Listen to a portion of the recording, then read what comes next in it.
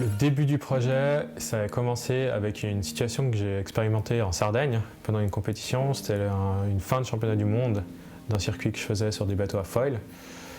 Et sur une procédure de départ, celui qui est top mondial, qui est très très fort, qui s'appelle Franck Camas, qui n'a pas pris son départ.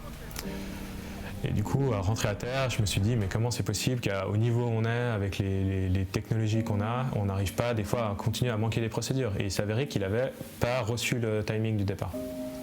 Et suite à ça, je me suis dit, c'est impossible qu'on n'ait pas encore un système qui nous permet d'avoir une procédure de départ synchronisée, qui fait qu'on puisse tous partir en même temps et que ça soit vraiment simplifié. Et donc j'ai cherché et je me suis rendu compte qu'il n'y avait aucune montre ou dispositif qui permettait de le faire.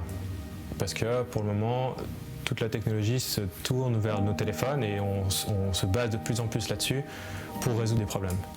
Et ce qui fait que tout ce qui est sport ou même autre chose, des activités qui sont extra, on va dire, dans le réseau cellulaire ou avec nos téléphones, qu'on n'utilise pas nos téléphones pour ces activités, elles sont complètement mises de côté et elles utilisent des technologies qui datent d'il y a 20 ans.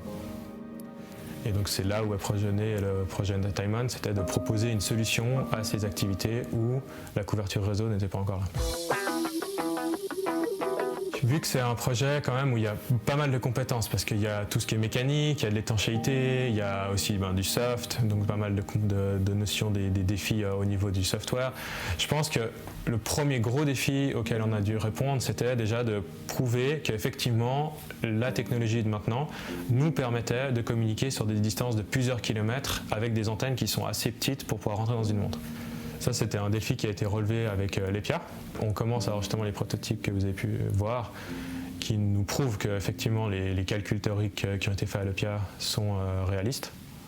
Je pense que le deuxième gros défi, c'est l'industrialisation. Et c'est là où Frédéric Dreyer est rentré un peu en jeu, où lui, il a une grande connaissance de tout ce qui est industrialisation du milieu et qui a plein de contacts en Suisse et qui a ouvert les portes à la société.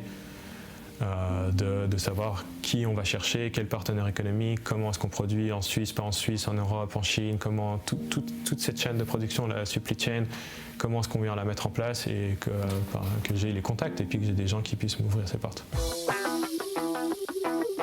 Frédéric, ça a été quelqu'un qui a tout de suite cru au projet dès le début, alors que j'étais vraiment au tout début du projet.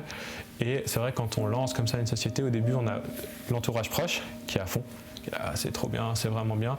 Je pense que ça peut être un peu trompeur parce que ces gens-là, ils vont forcément dire que c'est bien.